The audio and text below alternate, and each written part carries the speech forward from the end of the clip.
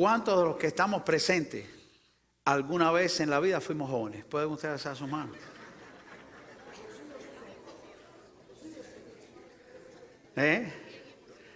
Algunos se creen. Pero bueno, qué linda es la juventud, ¿verdad? La juventud es una etapa hermosa, hermosa. Y queremos hablar un poco acerca de estas cosas. Hemos titulado el mensaje de hoy, jóvenes que duermen. Jóvenes que duermen. Qué interesante el pasaje que nos ocupa, ¿verdad? Ahí en el libro de los Hechos. Lo leímos hace un momento. Dice, el primer día de la semana reunidos los discípulos para partir el pan, Pablo les enseñaba habiendo de salir al día siguiente y alargó su discurso hasta la medianoche. ¿Qué creen, hermano? ¿Le he hecho hasta la medianoche? Algunos dicen que yo predico largo, mire usted para ahí. Dice, había muchas lámparas en el aposento alto donde estaban reunidos y un joven llamado Eutico estaba sentado en una ventana rendido de un sueño profundo por cuanto Pablo disertaba largamente, vencido del sueño, cayó del tercer piso abajo y fue levantado muerto. Entonces Pablo descendió y se echó sobre él y abrazándole dijo, no os alarméis, pues está vivo. Vamos a orar. Padre, te alabamos y te adoramos y te damos gracias por tu bondad y tu amor. Ayúdanos en esta hora, úsanos, Señor, una vez más. Es tu palabra y es tu Espíritu Santo el que habla al corazón de cada persona. Permite que lo hagas una vez más en este día y que salgamos aquí edificados por tu amor, fortalecidos por tu gracia y con la esperanza de tu presencia en nuestras vidas. Te lo rogamos humildemente en el nombre y por los méritos de Cristo Jesús. Amén. Sí, amados hermanos, damos gracias al Señor por su palabra y por tantas bendiciones que nos da. Damos gracias al Señor por las personas que hemos conocido. Yo hablaba aquí de cuántos hemos sido jóvenes. Esta semana, el día de ayer, lo dije en el primer servicio, el día de ayer pues partió para estar con el Señor un pastor cubano que fue rector del seminario en Cuba cuando yo entré al seminario. Creo que fue la primera persona que yo hablé con él y le dije que el Señor me estaba llamando para ser pastor. Su nombre es Leoncio Veguilla. Él fue presidente de la convención en mi país, en Cuba, y sirvió al Señor por muchísimos años y ya anciano. Ayer partió para estar con el Señor. Su familia fue miembro de esta iglesia años atrás. Así que cuando sepamos algo más de lo que van a hacer, pues entonces también lo podremos estar anunciando. Pero qué bueno es poder mirar hacia atrás. ¿Sabe que en la vida es importante muchas veces detenernos un poquitico para recordar? Muchas veces juzgamos fuerte a nuestros jóvenes y le peleamos a los jóvenes y los exhortamos y le decimos cosas a nuestros jóvenes con el mejor deseo y con el mejor amor, porque lo hacemos precisamente para ayudarlos. Pero a veces nosotros un poco como que se nos olvida el tiempo en que nosotros fuimos jóvenes, ¿verdad?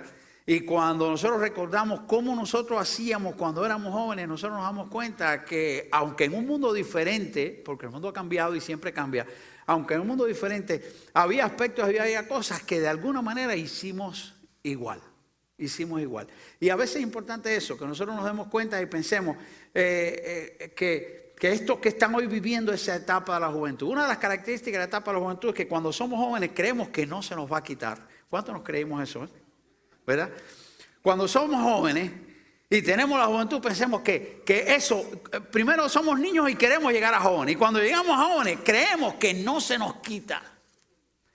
Pero un día, alguien a nuestro lado nos dice, tío. Y cuando miramos para el lado le decimos, ¿cómo que tío? Y después de esa primera vez que nos dicen tío, viene el dolor de artritis, de riñones, la piedra en la vesícula, la presión alta, la presión baja y todo lo demás que ustedes conocen por ahí por la historia. Claro que la juventud es una etapa, no es una posesión, es una etapa que pasa, es hermosa, es desafiante. Cuando éramos jóvenes nos creíamos que el mundo era como la pelota de básquet, la teníamos en una mano y le podíamos dar vuelta, ¿verdad? Así nos sentíamos. Y en algún sentido era real, porque los jóvenes tienen tanto que hacer por delante, tienen toda una vida, tienen muchas opciones de estudio, de carrera, de vida, de enfoque, tienen toda una vida por delante y eso los hace pensar como si el mundo lo tuvieran en sus manos. Al pasar el tiempo se van tomando decisiones que van haciendo nuestro camino más dirigido, más estrecho y hacia un sentido determinado dentro de la vida. en el año 1635, cuando nosotros todavía no éramos jóvenes, un dramaturgo español llamado Pedro Calderón de la Barca escribió como un drama, no sé cuántos lo habrán leído. Él tituló ese drama, lo tituló La vida, ¿cómo dice? No me diga que eso no se lo sabe. La vida es un sueño. La vida es un sueño, así lo tituló. La vida es un sueño. En él hablaba de un poco la filosofía de la vida en el andar del mundo. Pero la obra también tenía un sentido teológico de aquellos tiempos. Había pasado ya el tiempo de la Reforma y estaban andando en el mundo dos tendencias teológicas básicas. Una es la predestinación. ¿Qué decía la predestinación? O qué dice todavía, que las personas, que unos nacen y están predestinados para ser malos y para ir al infierno, otros nacen y están predestinados para ir al cielo. Aunque sean malos, pues van a conocer a Cristo, los van a perdonar y para ir al cielo. Y esa tendencia a la predestinación era una de las cosas teológicas que había en aquellos tiempos. Y también la tendencia al libre albedrío. Quiere decir, cada persona nace y va a decidir en su vida qué va a hacer en su vida. Dios tiene oportunidad de salvación para todo el mundo, pero la persona va a decidir en su vida qué va a hacer en su vida. Y este escritor en su obra enfoca estas dos cosas de una manera característica y bien representativa.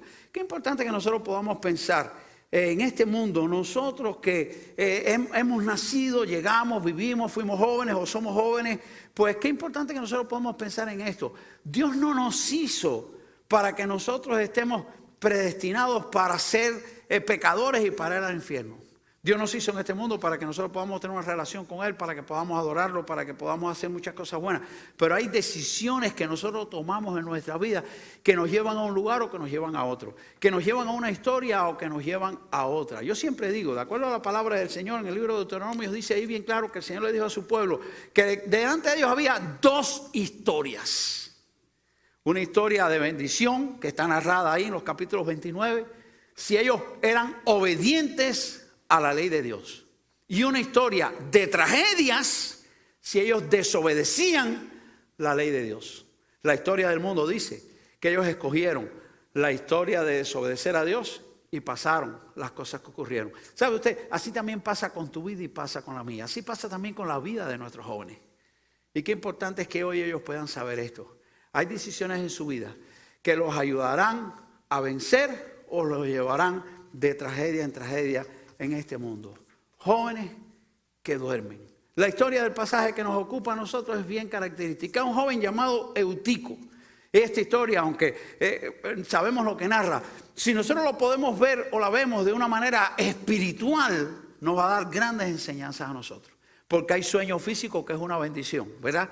¿Qué bendición es el sueño físico? Dice la palabra de Dios en el Salmo, que a su amado dará Dios el sueño. En el Salmo 127, hermoso, dice a su amado dará Dios el sueño. Qué bueno cuando usted se acuesta y usted echa un buen sueño y usted puede dormir. Qué bendición es poder dormir. Qué bendición es el sueño. Pero ese es el sueño físico. Pero escúcheme esto, el sueño espiritual es peligroso. Porque el sueño espiritual es cuando yo me desconecto de las verdades espirituales y vivo como si no existieran. El sueño físico es una bendición, pero el sueño espiritual puede traer daños a nuestra vida personal y a nuestra vida cristiana. Dice que Eutico se subió en la ventana, dice que se durmió porque Pablo predicaba largo. Yo voy a ver quién me va a venir a decir a mí de ahora para adelante que yo predico largo. Porque dice que disertaba largamente, pero después que Eutico se durmió, dice que le siguió echando hasta el alba. Me están mirando con una cara como dice, creo que me quedé sin almuerzo. No, tranquilo, yo no voy a hacer eso. Pero mire que Pablo predicó largo allí, largo. Y dice que salieron gozosos. Eutico, el punto del mensaje es este, Eutico se durmió y cayó. Y el punto es este, los que se duermen espiritualmente también caen. Los que se duermen espiritualmente también caen. Y qué importante que nosotros tengamos cuidado. ¿Por qué se durmió Eutico? Y hay algunas ideas que yo quiero compartir con ustedes en esta mañana que nos pueden hacer pensar y meditar en algunos aspectos, en algunas cosas. ¿Por qué puede ser que yo me duerma espiritualmente? ¿Por qué puede ser que yo no pueda escuchar un mensaje? ¿Por qué puede ser que yo no pueda resistir la palabra de Dios? La primera cosa que yo quiero pensar y que pienso yo es que hay personas a veces que caen porque no pueden resistir la palabra de Dios. Empiezan a escuchar la palabra de Dios y ay, qué va, yo no puedo con eso. Tristemente he escuchado a muchos padres que me dicen, mi hijo me dice que no va a la iglesia porque se aburre. Y es cierto, se aburren. Pero el punto es, ¿por qué puede ser que en la iglesia algo a mí me aburra? ¿Por qué algo me aburre? ¿Porque es muy largo? ¿Porque el mensaje es muy largo? ¿Porque el culto se acaba muy tarde? ¿Alguna vez alguno de ustedes ha ido a un cine a ver una película de acción y sale protestando porque la película duró 3 horas? ¿Usted ha visto a alguien protestando porque una película de acción duró 3 horas? ¿Verdad? La gente salen excited, y hasta vuelven y pagan de nuevo y vuelven a verlo otra vez un día, o después se compran el DVD y la ven en la casa. Entonces, ¿por qué razón yo voy un día al templo y yo me aburro? ¿Por qué razón yo no puedo escuchar un mensaje? Yo no puedo escuchar de la palabra de Dios. Yo creo que sencillamente cuando la palabra de Dios nos aburre, cuando la palabra de Dios no la podemos resistir, es porque en primer lugar nuestro amor por Dios no anda bien. Nuestro amor por Dios no anda bien. Nosotros debemos amar a Dios. El gran mandamiento lo dice: amarás al Señor tu Dios con toda tu mente, con todo tu corazón, con todas tus fuerzas y con toda tu alma, y a tu prójimo como a ti mismo. Cuando nosotros amamos a alguien, nosotros queremos escuchar de ese alguien, escuchar de su vida, escuchar de su palabra, que Él nos hable, conversar con Él. Nosotros estamos anhelando poder conversar y estar cerca de esa persona. Si yo amo además a Dios, yo no me voy a aburrir en el templo. Yo no me voy a aburrir con las alabanzas. Yo no me voy a aburrir cuando vengo a la casa del Señor, porque yo estoy encantado con mi Señor Jesucristo. Porque yo estoy encantado con su presencia. Porque estoy encantado con su compañía. Porque yo estoy encantado en escuchando su voz en cada momento de mi vida. Qué importante es que nosotros podamos tener cuidado. Porque cuando nosotros nos sentimos quizás aburridos por algo en la iglesia, podría ser que algo pueda estar ocurriendo dentro de nosotros y nosotros no fuera. A veces nos dicen, mi hijo se aburre en la iglesia. Entonces es como si la culpa la tuviera la iglesia. Por eso algunas personas han cambiado cosas en la iglesia. Hay iglesias hoy en día, por ejemplo, que han cambiado todo el stage y lo han puesto diferente, han puesto luces, quitan los bancos y ponen sillas y hacen cosas para que la iglesia no parezca iglesia y la gente que viene a la iglesia no se aburra en la iglesia. ¿No han visto eso? Hay algunas iglesias hoy en día que ni siquiera le tienen el nombre de iglesia, para que la gente venga a la iglesia y ni se enteren que están en la iglesia. Yo pienso que algunas han dejado de ser iglesia. Y es un poco peligroso. Porque le dice la Biblia que Jesucristo lo que va a venir a buscar es su iglesia. No personas que se reúnen en un lugar el domingo para hacer una serie de cosas. Dice la Biblia que Jesucristo lo que va a venir a buscar es su iglesia. Entonces, qué importante es que nosotros podamos pensar en esto. Y que nosotros podamos pedirle al Señor, permite que nuestros hijos, que nuestros jóvenes puedan amarte más a ti. Yo creo que ahí empieza todo. Amar más a Dios. Para que la palabra del Señor llene mi corazón de gozo, de alegría, de entusiasmo, escucharla con ánimo, con entusiasmo, porque estoy escuchando lo que yo quiero oír, lo que necesito, lo que amo, lo que deseo. Eso es lo que necesito por el Señor. Algunos se duermen y caen porque no pueden soportar la palabra de Dios. Eutico se durmió y Eutico se cayó. Y podría ser por no poder soportar la palabra de Dios. En segundo lugar, quizás a Eutico no es que no le interesara el mensaje de Pablo. Quizás es que Eutico la noche anterior estuvo jugando con la computadora hasta las 4 de la mañana y ese día estaba reventado. Usted sabe qué cosa es jugar con la computadora hasta las 4 de la mañana. Ninguno de los jóvenes que yo tengo aquí, yo sé que juegan con la computadora hasta las 4 de la mañana.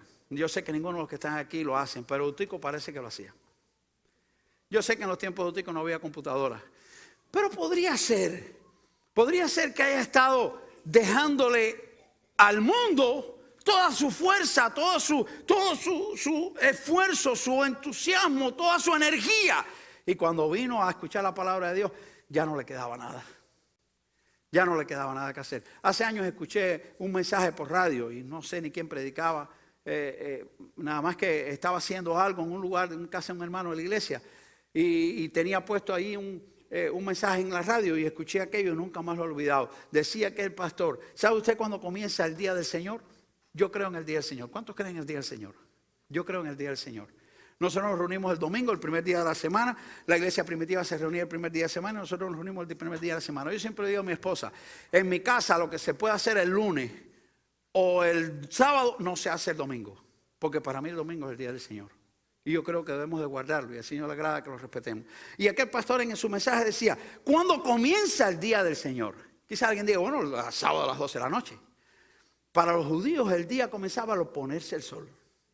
Y decía aquel pastor que predicaba, ¿usted sabe cuándo comienza el día del Señor? El día del Señor comienza desde el sábado bien temprano. Cuando usted se acuesta temprano para el otro día estar listo, fresco, preparado, con energía, con entusiasmo para ir a la iglesia a hacer lo más importante y lo que más le debe de entusiasmar a usted durante toda la semana, que no es otra cosa que adorar y alabar al Rey de Reyes y reunirse con su Señor. Pero para eso usted debe empezar a prepararse desde el sábado por la noche. Porque si usted se acuesta a las 3 de la mañana viendo esas peliculitas buenas que hay por ahí, ¿a cuánto les gusta la película? Yo confieso, a mí me encantan las películas. Las novelas no se acaban nunca. Y siempre, ustedes saben, pasa casi siempre lo mismo. Pero las películas me entretienen. Pero si yo me acuesto a las 3 de la mañana, si yo me acuesto a las 2 de la mañana, ¿cómo yo voy a tener fuerza para el día siguiente venir a adorar a una persona tan importante como mi Dios? Tan importante como mi Dios. ¿Cuál es el tiempo que yo le dedico a Él? ¿Cómo yo me preparo para reunirme con Él? ¿Cuál es la especialidad y la importancia que tiene mi Dios? Dice la Biblia que cuando Jesucristo resucitó y los apóstoles estaban pescando, ¿recuerdan el pasaje? Y dice que se encontraron allá en Galilea, les dijo, vayan a Galilea, allí nos vamos a reunir. Y dice cuando estaban pescando y ellos lo vieron allí y alguien le dijo a Pedro, Pedro es el Señor. Dice que Pedro se vistió, se puso la ropa, estaba en chores, estaba como qué sé yo en qué estaba, pero no estaba con toda la ropa. Pero para reunirse con su Señor, dice que se ciñó, se lanzó al agua y fue corriendo a donde estaba, se preparó para reunirse con Él. ¿Cómo tú te preparas para reunirte con el Señor? ¿Qué significa para ti el domingo? ¿Qué significa para ti venir aquí a la iglesia y sentarte en este lugar? Pasar un ratico bueno cantando canticos. Así me dijo una vez una señora en mi primer pastorado y cada vez que me recuerdo le pido perdón al Señor porque nunca más la invité para que fuera a la iglesia. Porque a la iglesia no venimos a pasar un ratico cantando canticos, un ratico bueno cantando canticos, no. A la iglesia venimos para entregarle al Dios Rey de Reyes y Señor de Señores, nuestra vida en adoración personal a Él. Y qué importante es que nosotros podamos saber que para hacerlo debemos verdaderamente prepararnos. Dice Isaías, capítulo 40, versículos 30 y 31, los mancebos se fatigan y caen, los jóvenes se cansan. Dice, pero los que esperan en Jehová tendrán nueva fuerza, se levantarán como el águila, correrán y no se cansarán. Qué bueno que nosotros podamos prepararnos para reunirnos con el Señor. Preparar nuestra mente, preparar nuestra alma, preparar nuestra vida espiritual. Para reunirnos con el Rey de Reyes y Señor de Señores. Para estar listos para escuchar de Él lo que Él quiera decirme. Aunque quizás lo que Él quiera decirme no sea lo que más me agrade ni lo que más yo esté esperando en mi vida. Porque a veces lo que el Señor nos dice no es lo que más a nosotros nos está esperando. ¿Recuerdan a Pablo en Atenas? ¿Recuerdan a Pablo en Atenas? Dice que lo llevaron al Areópago. Dice que ahí estaban todos los atenienses que querían oír algo nuevo. Y Pablo empezó a orar, a hablar. Y todos estaban atentos. Pero cuando habló de la resurrección, dijeron que los muertos resucitan. Otro día te escuchamos. Y ahí se levantaron y se fueron. A veces lo que el Señor nos quiere decir, no queremos oírlo. No queremos oírlo. Yo recordaba esta mañana de un niño en la primera iglesia que estuve aquí en los Estados Unidos, ya un joven. Y cuando fue a empezar a mudar los dientes, se le aflojaron algunos dientes y no quería que se los sacaran porque tiene miedo que les doliera. Y no quería que se los sacaran. Y un día la mamá me dijo, mira pastor, tiene el diente flojo, el otro le va a salir por atrás y no quiere que se lo saquen. Y yo lo llamé y le dije, ven acá, ¿alguna vez has visto un tiburón? Y hizo así. Se tapó los oídos y apretó los ojos. y no escuchó nada más. Quizás él había visto alguna vez un tiburón. Usted sabe que el tiburón tiene 2 hileras de dientes. Eso es lo que yo le iba a decir. Vas a terminar con un tiburón con 2 hileras de dientes. Pero no escuchó. Se apretó los oídos. Yo sé lo que me quieres decir, pero no lo quiero oír. No quiero escucharlo. No quiero que me saquen el diente. Y a veces nosotros con el Señor hacemos lo mismo. Cuando sabemos que el Señor nos va a decir algo que no nos conviene, apretamos y ahí en adelante no queremos escuchar nada más. Porque la palabra de Dios, dice la Biblia que la palabra de Dios es como espada de 2 filos que penetra hasta el alma, que discierne los pensamientos y las intenciones del corazón. Así es la palabra de Dios. Y a veces no queremos soportarla. Así que es posible que Eutico se haya dormido. En primer lugar, porque no soportaba la palabra del Señor. Es posible que Eutico se haya dormido. En segundo lugar, porque le dejó todas sus energías a la vida. Y cuando vino a escuchar de Dios, ya no tenía fuerza. Ya no tenía fuerza. Y lo tercero que yo miro en este pasaje es sencillamente lo que dice ahí el relato. Y mi pregunta es, ¿qué hacía ese muchacho encaramado en una ventana del 3er piso? ¿Qué hacía? ¿Qué hacía en ese lugar? Él no tenía que haber estado en ese lugar. ¿Cuántas veces nosotros escuchamos por ahí? Estaba en el lugar equivocado, a la hora equivocada. O sea, sobre todo lo vimos en la televisión, cuando se pierde un tiro por ahí, matan a uno. Dicen, esa era la persona que estaba en el lugar equivocado, a la hora equivocada. Hay veces que es así, hay veces que es real.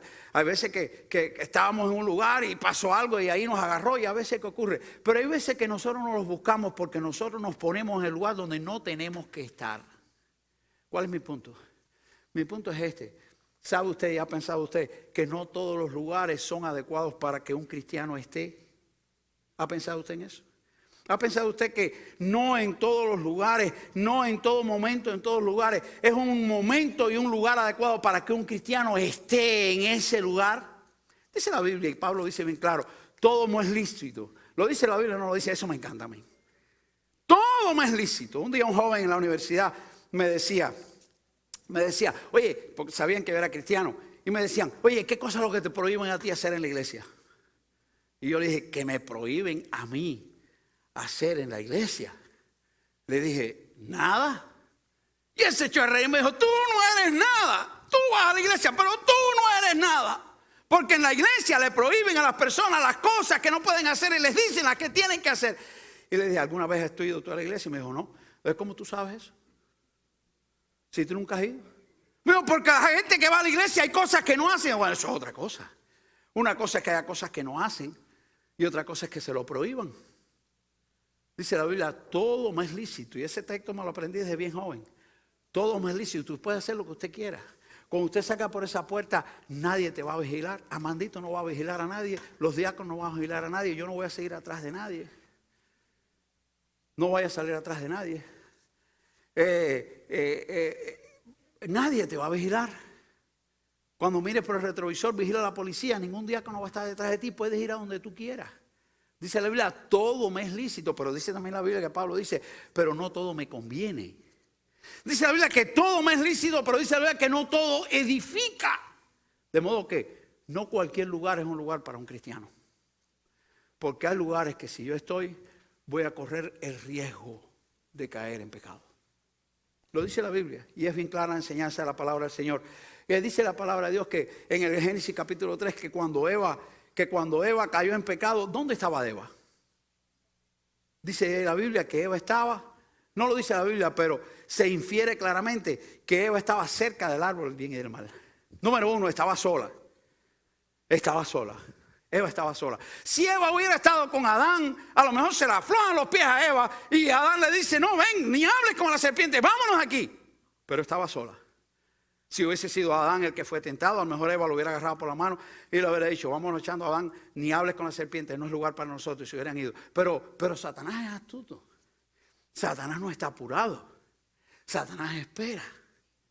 Y esperó que Eva estuviera sola y cerca del árbol.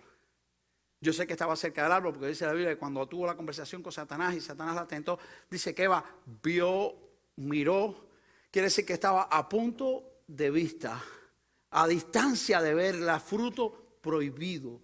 de ver el árbol, ver el fruto, y estaba a distancia de agarrarla.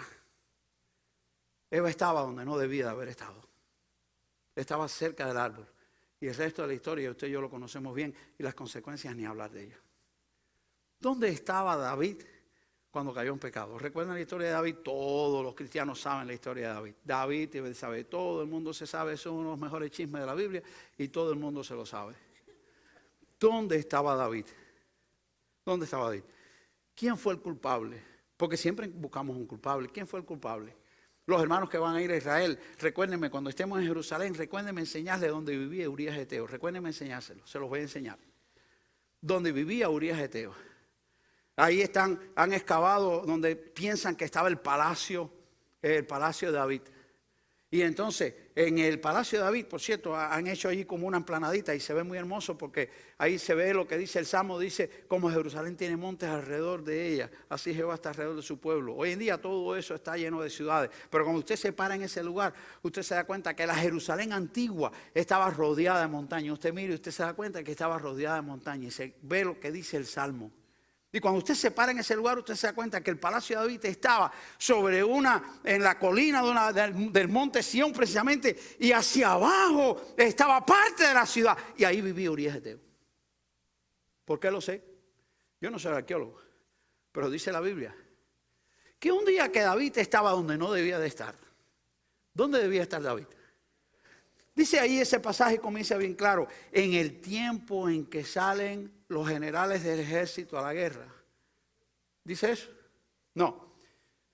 Dice bien claro la Biblia, en el tiempo en que salen los reyes a la guerra. Fíjese que el relato del hecho comienza por ahí. Comienza diciendo eso, no lo dice por gusto.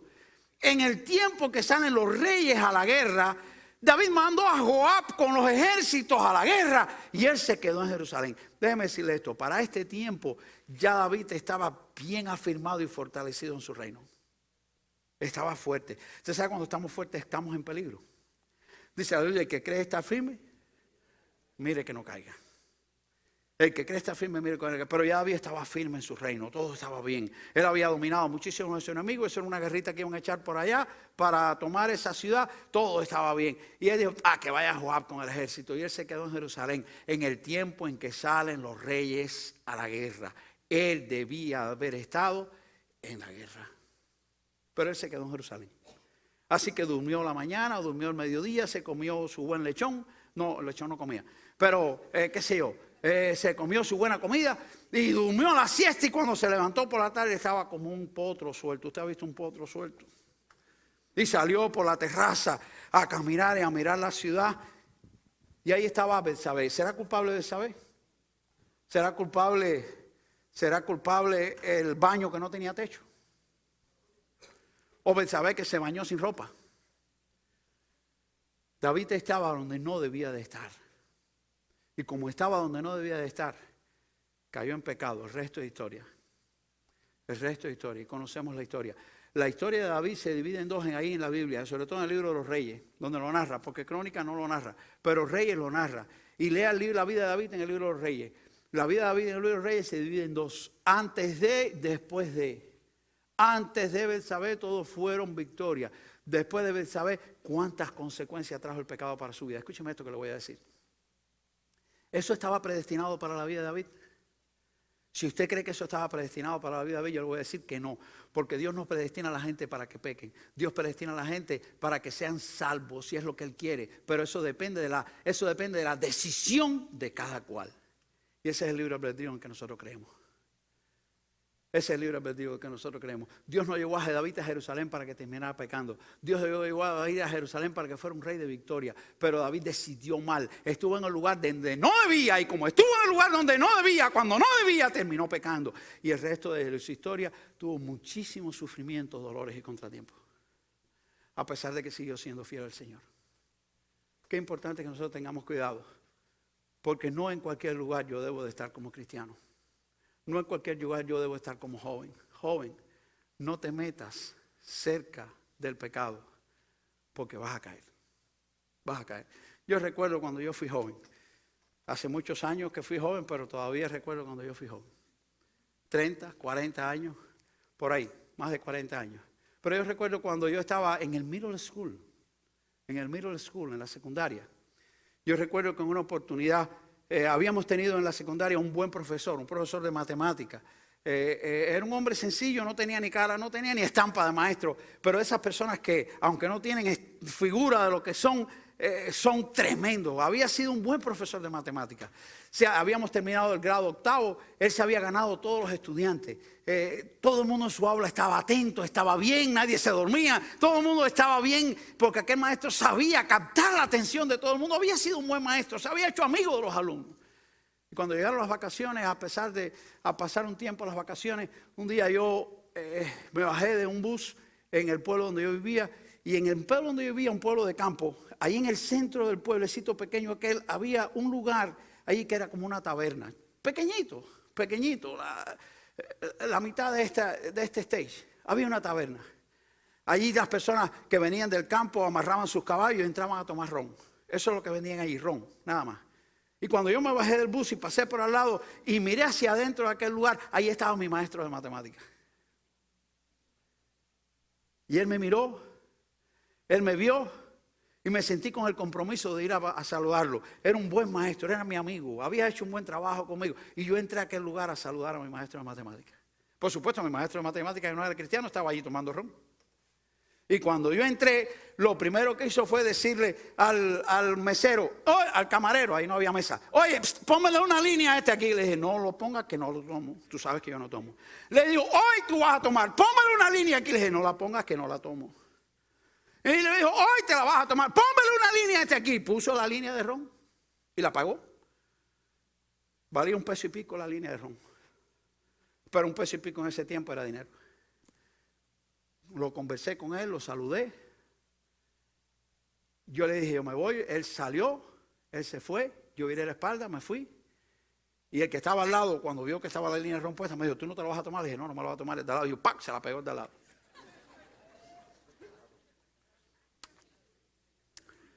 Pero aquel día yo aprendí algo. Aquel día aprendí que cada vez que yo pasara por ese lugar, ni para adentro yo debía de mirar. Porque si yo miraba para adentro, podría ponerme en un conflicto que me hubiese podido a mí hacer pecar. ¿Sabe usted qué?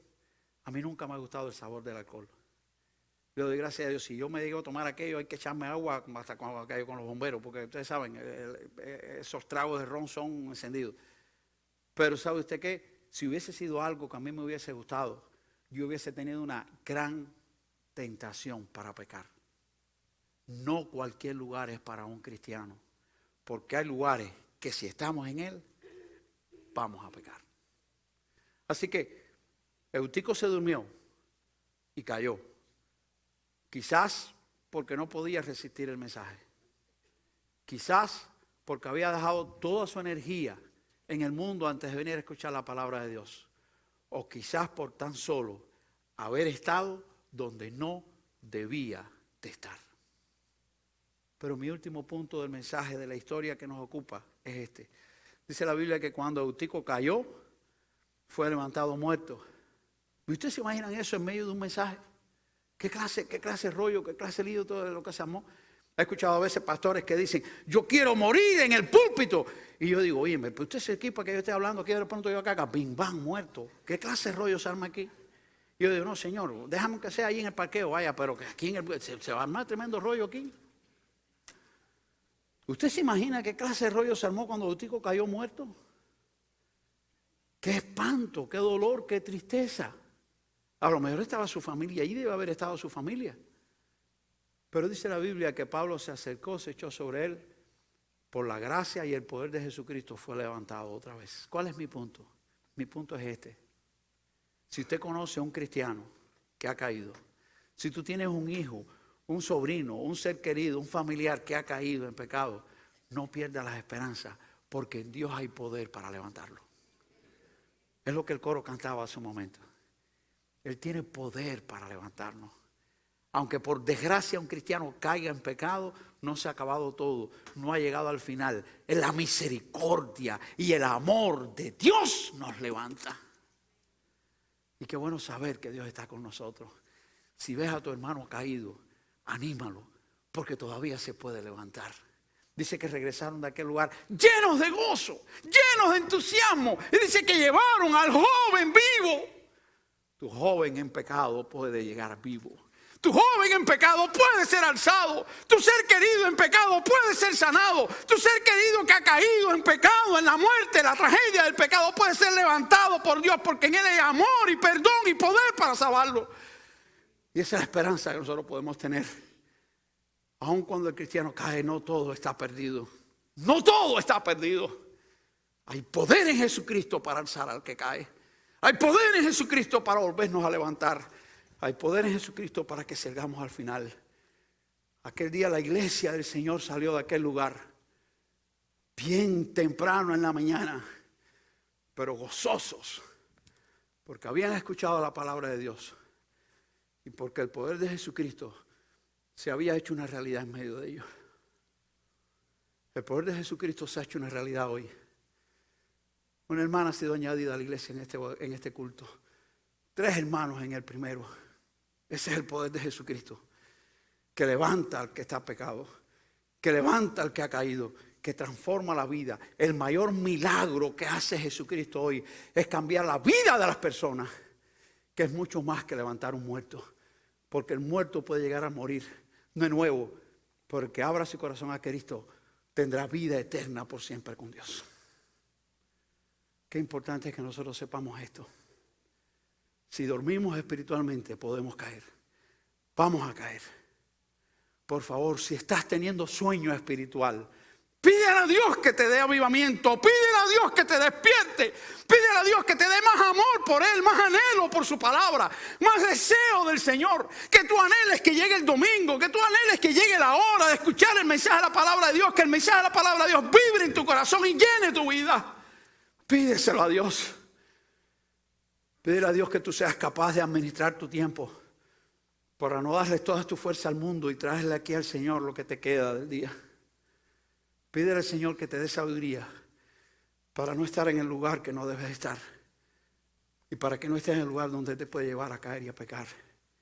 Y si has caído, pídele a Dios que te levante, porque Él es el Dios de amor y te va a volver a alzar.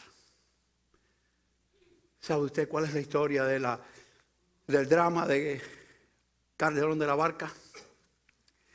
El drama de Calderón de la Barca tiene tres secciones. 3 secciones. Narra acerca de la vida de un rey de Polonia. Y dice que este rey tenía un hijo. Y cuando el hijo del rey fue a nacer, una persona que, ¿cómo se llama esa gente que dice en el futuro? Un qué sé yo, un vidente, un adivino, un whatever.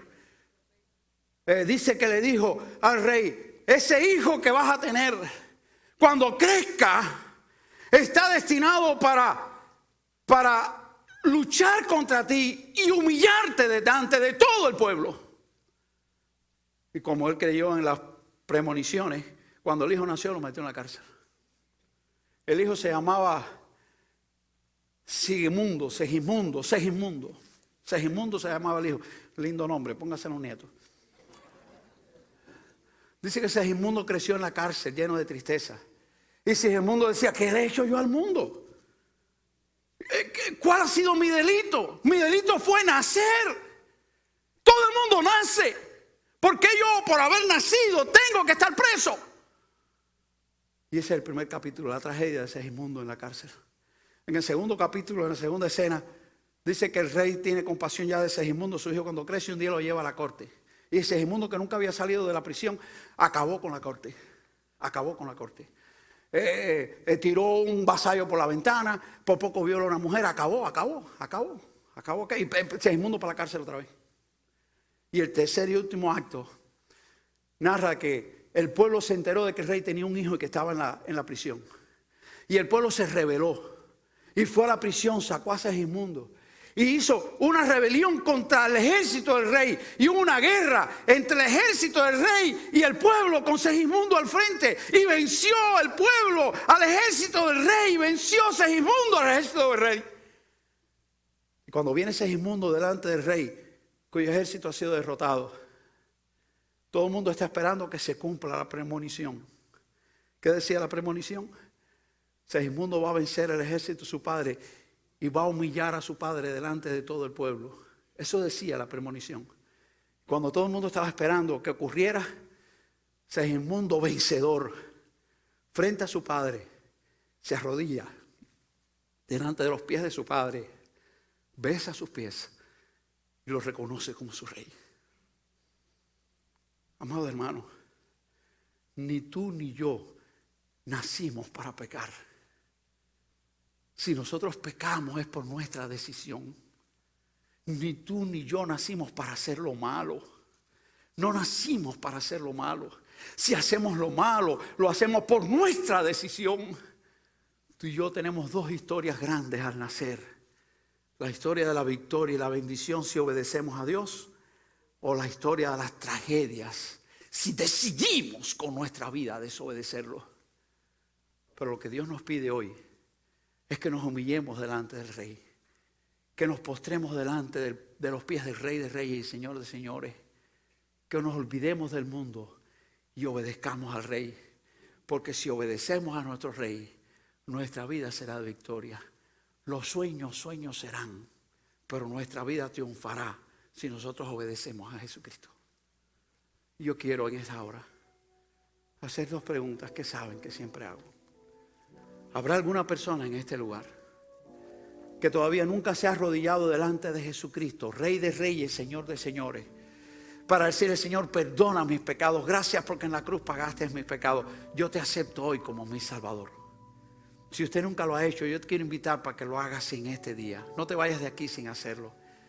Sí, decirle: Señor, perdona mis pecados, yo te acepto como mi Salvador. Quizás alguna persona que nos ve a través de los medios y de nuestros canales, quizás usted necesita arrepentirse de sus pecados. Quizás usted necesita decirle: Señor, perdona mis pecados, yo te acepto como Salvador.